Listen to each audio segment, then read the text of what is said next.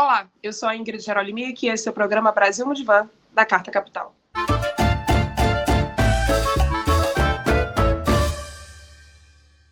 A nossa tarefa aqui é pensar o Brasil junto com ele.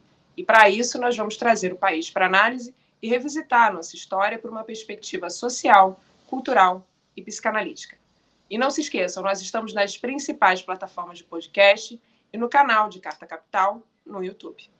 Bom, hoje eu vou conversar com ele, que é professor na Universidade Federal Rural do Rio de Janeiro. Ele tem pesquisas na área de filosofias africanas e indígenas, escreveu, dentre vários outros livros, Por que Amamos? O que os mitos e a filosofia têm a dizer sobre o amor. Ele também é dramaturgo, é roteirista e possui formação familiar griot. Renato Nogueira, seja muito bem-vindo aqui ao nosso divã. Olá, Ingrid. Muito obrigado pelo convite, muito feliz por estar aqui para a gente bater papo, conversar e o público que nos assiste. Agora, eu fiquei curiosa, explica um pouco para a gente o que é essa formação griot, que eu acho super interessante. Assim, eu vi um pouco, mas eu quero ouvir de você. Como é que funciona? Como é que é isso? Então, a África, quando a gente fala em África, a gente fala em 54 países, né, para a ONU. Para a União Africana são 55, tem o Saara Ocidental. A África do Oeste tem um grupo de pessoas que nasce com uma função, a África Ocidental, que a gente chama de griots, que tem como função, dentre outras coisas, a gente acaba resumindo na ideia de contação de histórias, é mais amplo do que isso, mas é justamente isso, né? Oxigenar o tecido social, tem essa função de dobrar as palavras e fazer coisas como interpretar, ser repórter de guerra, embaixadoras, embaixadores, pessoas que têm funções também de cuidado, com funções de ensinar. Então, o griot tem a ver com essa formação de poder fazer uma narrativa. Eu gosto muito de uma ideia do Ampateba, que diz que aquelas pessoas que contam as histórias, que tem a ver também com fazer filosofia, com fazer filosófico, elas precisam ter o estômago do avestruz, precisam ter um pouco também, vamos dizer assim, o coração da pomba, estômago de avestruz, coração da pomba, e tem que ter também uma casca de crocodilo, né? A coraça de um crocodilo, para poder digerir e ter um coração leve, um coração que de alguma forma consegue lidar e consegue se autorregular diante das intempéries do mundo, para poder trazer essas histórias da melhor maneira possível. Então tem um pouco a ver com isso, essa formação que eu tive com meu avô materno, seu Wilson. Eu fiz essa pergunta porque eu sei que esse assunto, eu achei muito bonito quando eu li sobre isso e queria ouvir de você, porque fiquei curiosa quando eu vi que você tinha essa formação, porque eu acho que tem tudo a ver com o que a gente está falando aqui, tem tudo a ver com a filosofia, né? Essa contação, essa interpretação do mundo a partir do mito, e a gente vai falar um pouco sobre, né, essa necessidade de reencantar o mundo, enfim, o nosso papo vai longe hoje, mas primeiro eu queria te perguntar, inclusive, a gente está vivendo ainda um momento de grande extremismo, né? Passamos aí por os últimos anos extremamente difíceis nesse sentido, e a gente ainda tem essa marca que fica aqui para o mundo todo, não só no Brasil, mas a gente tem um movimento conservador, extremista, reacionário muito forte, né? Que já, na verdade, existe na história do Brasil e que a gente viu essa massa se formar e se organizar mais recentemente. Eu queria te perguntar, você que estuda filosofia africana, o que você acha que a filosofia tem para contribuir nesse aspecto, nesse debate? Eu gosto muito, Ingrid, de uma noção que o Cheikh Anta Diop traz. Ele fala em berços civilizatórios. E essa ideia que o Cheikh Anta Diop traz, ela se aproxima muito daquilo que o Antônio Bispo dos Santos, o Negro Bispo, fala, que a mãe Estela de Oxóssi diz, e também que o Ailton Krenak também trabalha. Qual é a ideia? Que é uma tese filosófica muito antiga. Algumas sociedades, elas se organizam mais pelo afeto do medo. Outras sociedades, nem tanto. Elas conseguem se organizar muito mais por uma ideia de compartilhamento da criatividade, dos recursos, como única alternativa para a gente manter o convívio. E outras entendem que os recursos são escassos, a teoria da escassez, falam Thomas Malthus também, algumas teorias do campo da economia, da geografia, de que tem pouco recurso, e como tem pouco recurso, os mais fortes vão lá e tomam conta. Os extremistas são herdeiros desse pensamento. É como se fosse assim, ó, não tem como, tem pouco recurso, os mais fortes vão lá e tomar. Tem uma cena do Stanley Kubrick, no 2001, Odisseia no Espaço, que é um grupo de humanos, um grupo ali de pessoas que estão disputando um terreno com água potável. E aí o líder de um grupo vai lá e mata o líder do outro grupo. E aquele que matou toma conta do território, monopoliza aqueles recursos. Eu vejo que os extremistas têm muita relação com isso. É como se não fosse possível a gente compartilhar, a gente ter capacidade criativa para achar soluções. Então, esse é um problema. Então, o extremismo tem relação com medo crônico, uma insatisfação crônica, porque está o tempo inteiro criando muralhas, com muito medo. Isso é uma forma do psiquismo funcionar e também da sociedade se organizar. Então, esse é o nosso desafio para os extremistas, dizer que a gente consegue conviver, vamos dar uma alternativa em conjunto, não tem jeito. Eu queria te perguntar, assim, a gente falou, como esse extremismo não é de hoje, ele é algo que faz parte da história do Brasil, e aí você traz uma perspectiva que eu acho que é muito importante de um racismo epistêmico, né? E você fala também sobre a necessidade, a partir disso que você detecta como um racismo epistêmico, da necessidade de uma filosofia que tem afroperspectivista, né? No sentido de buscar outros olhares. Ingrid, eu acho um caminho muito interessante, porque o racismo epistêmico é desconsiderar que tem outros repertórios conceituais, intelectuais para investigar e para a gente tentar achar caminhos para aquele problema que nos afeta a todas as pessoas. Então, por desamparo está aí, né? A gente está sempre no desamparo. O Mogobe Ramós é um filósofo que coloca muito bem isso, né? A insegurança, o desamparo, o medo fazem parte da vida. O identitarismo, ele está muito na supremacia branca, está muito presente numa ideia de neutralidade, de falta de sujeito situado. Todos estão situados, todos. A gente está sempre falando de um certo lugar, de uma certa história. Não há problema nisso, a gente vai ter que dialogar, encontrar alternativas colaborativas. Essa é uma das dificuldades do extremismo. O extremismo, ele parte do pressuposto que tem um sujeito universal, tem um grande eu. Esse grande eu está sempre marcado por uma geopolítica, por um corpo, por sexualidade, por uma faixa, por um mundo etário. Isso tudo não tem nenhum problema. Vamos conversar a partir disso. Vamos encontrar alternativas. Porque vai ter que ser bom para quase todo mundo.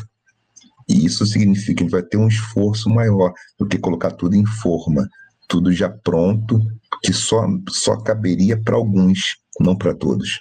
Então, assim, o machismo, o patriarcado é terrível. O patriarcado, ele impede a fala das mulheres, dificulta essa circulação do corpo feminino e a maneira como o corpo está colocado. O racismo, a cis-heteronormatividade. Então, isso impede que as pessoas possam se expressar, possam se realizar. E a gente tem esse desafio.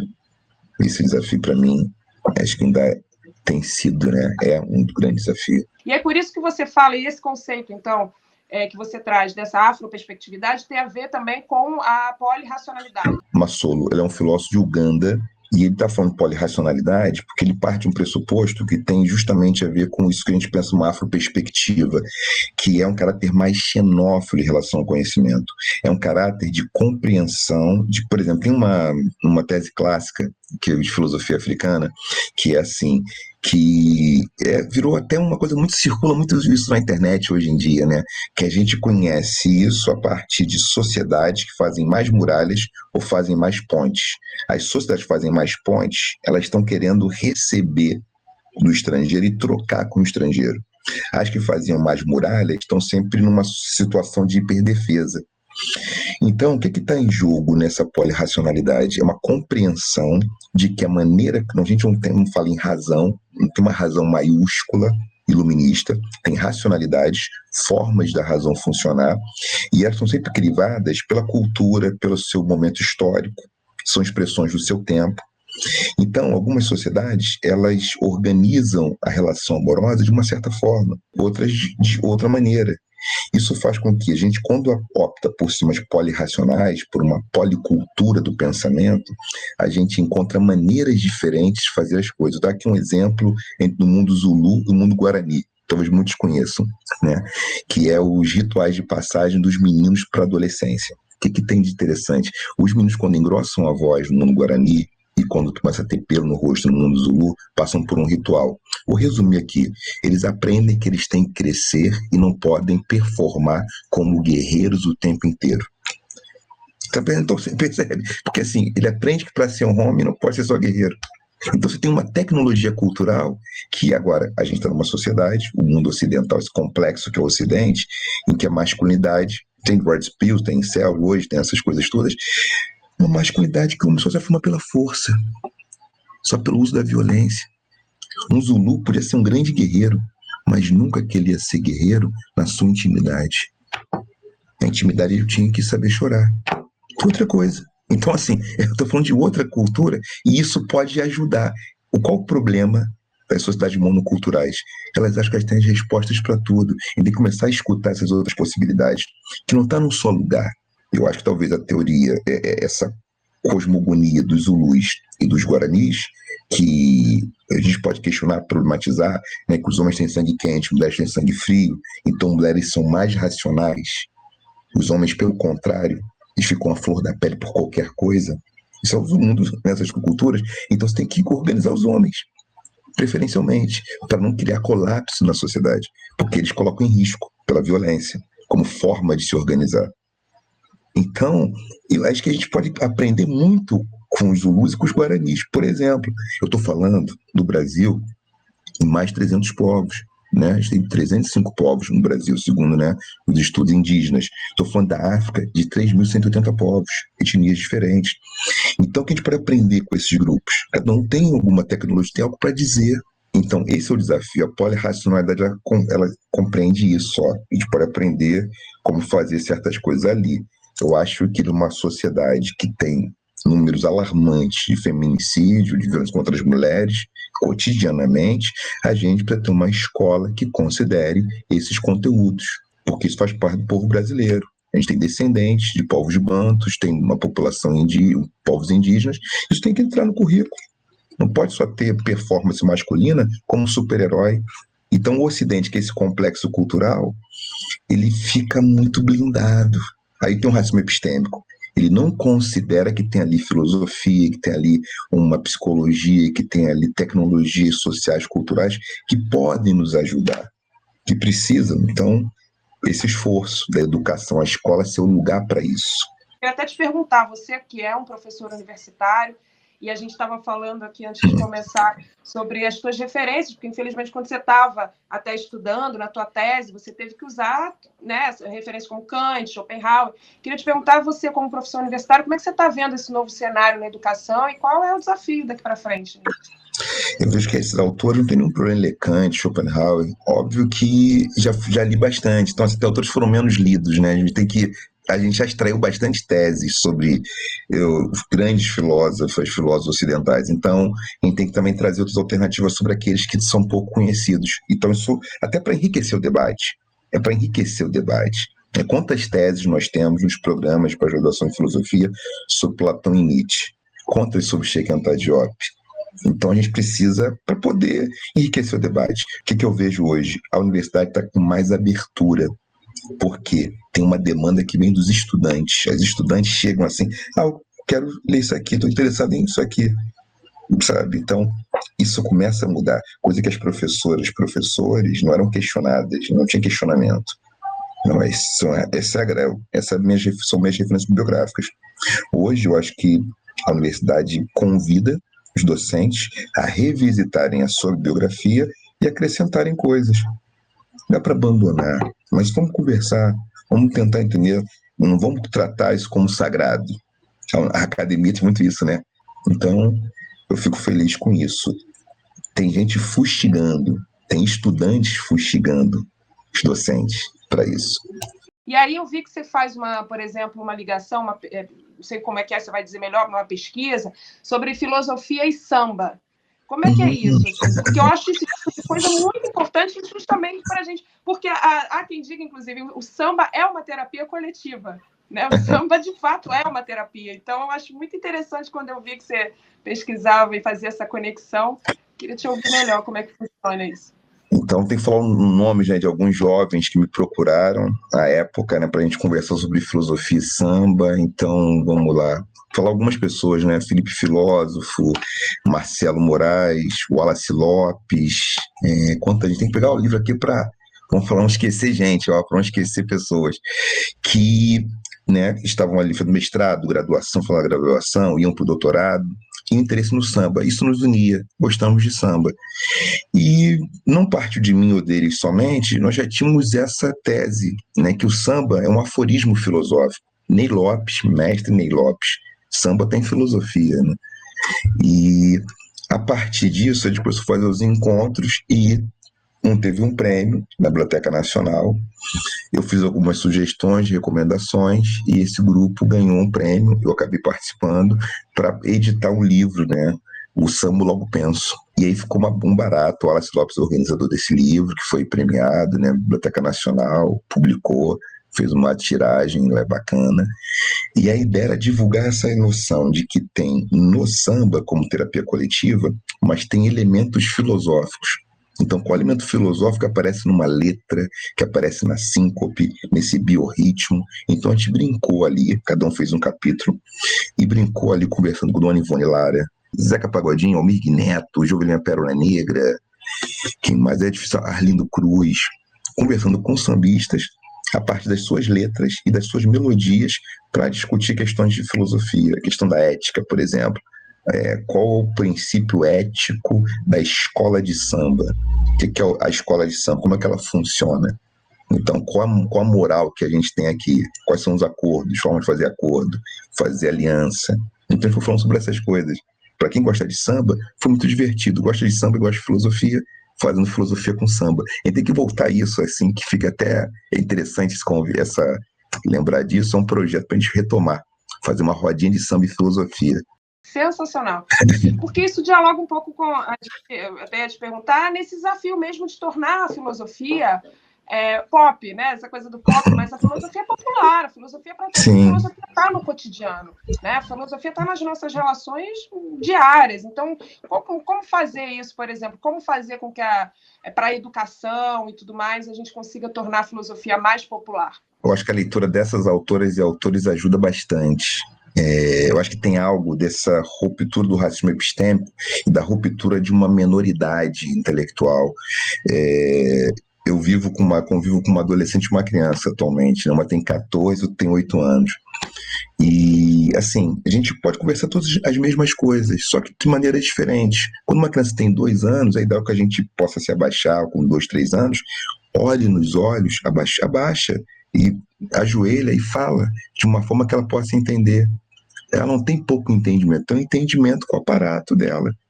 Então, acho que assim, não desqualificar também nesse lugar, porque João vai precisa dar uma aula para um adolescente que seja ali, vamos dizer assim, uma aula de doutorado sobre Kant. Não precisa ser, a gente pode traduzir aquilo sem nenhum prejuízo. Eu acho que isso é importante, popularizar sem a noção de prejuízo. Porque tem uma noção do tipo, não, se a gente popularizar, vai empobrecer. Não, não vai empobrecer. Eu acho que é isso, a maneira como a gente, tanto um adulto quanto um adolescente, ou a criança, vão comer bem, podem comer um prato muito diversificado. Ainda que tenha uma nutricionista que saiba falar sobre aquele prato, e uma criança, uma pessoa leiga que não saiba falar sobre aqueles nutrientes, mas está comendo aquilo. Então, o nosso papel é trazer aquilo para as pessoas, né? Trazer, ofertar, para a gente criar esse ambiente em que as pessoas não tenham vergonha de procurar aprender. Popularizar a filosofia é fazer um hábito que as pessoas possam pensar, possam dialogar. Então, por isso a filosofia na educação básica é muito importante. Eu defendo filosofia a partir do 6º ano, né? Algumas escolas têm, nem todas têm, né? A escola das minhas filhas tem filosofia a partir do 6º ano. Então, o que eu acho muito positivo. Aproveitando o gancho que você fala, eu vi que você tem agora se debruçado sobre estudos em relação à infância. E eu achei muito interessante você traz esse tema, né, de uma adultidade, e eu achei muito interessante quando você traz esse conceito de infancializar, não sei se é o termo certo, porque não é uma infantilidade, você faz questão de dizer numa das suas entrevistas, né? Não é infantilizar, é infancializar, o que é muito importante, né? Fala um pouco sobre isso, é maravilhoso. Infancializar versus infantilizar, porque infância não pode ser sinônimo de menoridade em tudo. Eu fui professor de ensino fundamental durante um tempo da minha vida, eu tinha barba toda preta nessa época, e depois me tornei pai. Me tornei pai aos 36 e depois aos 41, né? Aos 36 anos, depois aos 41, minhas duas filhas. Então foi uma experiência também de convívio com essa infância próxima, em festas infantis, me debruçar, dar aula no curso de pedagogia, e aí compreender o que é infancializar, essa possibilidade da gente sempre lançar novos olhares sobre o mundo, a gente poder começar novamente. Não tem um ponto final, as coisas se reiniciam. É perspectivar a partir de um lugar em que as nossas potências mais vitais não se adulteram, em que a gente não precisa perder esse gosto pela vida. Tem algo ali biofílico nesse infancializar. Então essa foi a intenção, ou seja, isso me trouxe uma ideia que aparece num dos artigos que eu escrevo, num dos textos que eu escrevi só e textos que eu escrevi em parceria, que o papel da escola é garantir o direito à infância, é garantir que essa pessoa que está na escola não perca a infância com essa potência de realização da vida, não perder isso, não perder o gosto, não perder a curiosidade. O mundo capitalista, e tem essa, assim, é difícil começar, você até fala, né, não dá para, é difícil começar a pensar como a democracia pode se sustentar num sistema capitalista, né, num sistema neoliberal, porque essa ideia, por exemplo, de que você traz aqui, desse sujeito que se deslumbra, o deslumbramento faz parte dessa percepção de que você é muito mais do que uma máquina que está ali, né, nessa engenharia do capital, né, da produção e tudo mais. E a gente está cada vez mais caminhando essa sociedade do cansaço, essa sociedade do desempenho, que o Churran traz tão bem, né, no sentido de que a gente não se percebe hoje. O pior, que eu acho mais cruel nessa história toda, Nogueira, porque a gente começa a se perceber que se antes a gente... a insatisfação, né, que gerava podia se transformar numa revolta correta no sentido de provocar as instituições, de pressionar, de ir para as ruas, os movimentos, né, os movimentos estudantis, os movimentos de trabalhadoras, enfim, os movimentos que iam para as ruas fazer, né, os seus direitos serem garantidos. Isso era muito, muito importante, essa revolta se transformada nisso. E hoje em dia as pessoas estão se transformando, estão se percebendo como empreendedores de si mesmos. Então, quando algo não dá certo, a culpa é nossa, a culpa é minha, a culpa é somente minha, porque é isso que o capital faz a gente acreditar, né? Que nós estamos sozinhos nessa. Então, se você não consegue ter lá, sei lá, a fama que você quer no Instagram, se você não consegue ter esse retorno, né? Hoje em dia, nessa sociedade de espetáculo, nessa coisa instagramável que a gente vive, é como se a culpa fosse absolutamente sua, porque porque traz essa falsa ideia de liberdade, né? Dessas liberdades individuais, como se fôssemos todos livres, como na verdade isso não é, nem de longe, né? Imagino o que você pensa sobre isso, mas isso não é liberdade, né? O que a gente vive hoje é outra coisa. Não, então, acho que trazer essa... Não, eu concordo, né? Pensei, balbuciei aqui, querida, só entrar aqui. Você traz algo tão importante que é falar das relações do capital, né? E aí vou trazer um dado aqui, todo mundo deve ter visto isso em 2023, início de 2023, as pessoas bilionárias do mundo fizeram uma carta de consórcio que elas queriam participar da mudança, né? Não tinha, na ocasião, nenhuma pessoa... não tinha nenhuma pessoa do Brasil nessa carta de intenção, né? Isso diz muita coisa sobre o nosso país, talvez, né? Possa ajudar a gente a entender o nosso país. Porque tinha os Estados Unidos, Europa toda, tal, mas não tinha, né? Tinha gente da Índia, não tinha Brasil, né? E aí, então, assim, a gente precisa fazer algo, a gente pode contribuir de alguma forma. Então, que medidas os estados podem redistribuir? A gente pode taxar, a gente tem que ter um sistema tributário mais justo, que tribute menos os mais pobres. Isso é importantíssimo. Porque senão as pessoas não conseguem viver, ter dignidade básica, se alimentar, poder se vestir, ter acesso ao lazer, saúde, educação, coisas básicas da vida. Fica uma vida em que a pessoa funciona só, vamos dizer, no modo sobrevivência. Isso é terrível, isso cria muita insatisfação. Então a gente vai precisar fazer isso. Como a gente faz? A gente tem recursos suficientes para isso no Brasil, no planeta no Brasil também. A gente vai ter que dialogar e pensar nisso. Não é porque tem que ser bonzinho, é porque isso, você falou do ódio, a gente consegue regular, melhorar as relações. Eu gosto muito da palavra axé, né? Axé e Yorubá, que tem a ver com homeostase, que na neurociência tem muito a ver com esse equilíbrio, é manter o equilíbrio de um sistema. Se um sistema está desequilibrado, sem dúvida nenhuma, a gente pode criar pode criar mais problema, podemos ter mais situações desconfortáveis.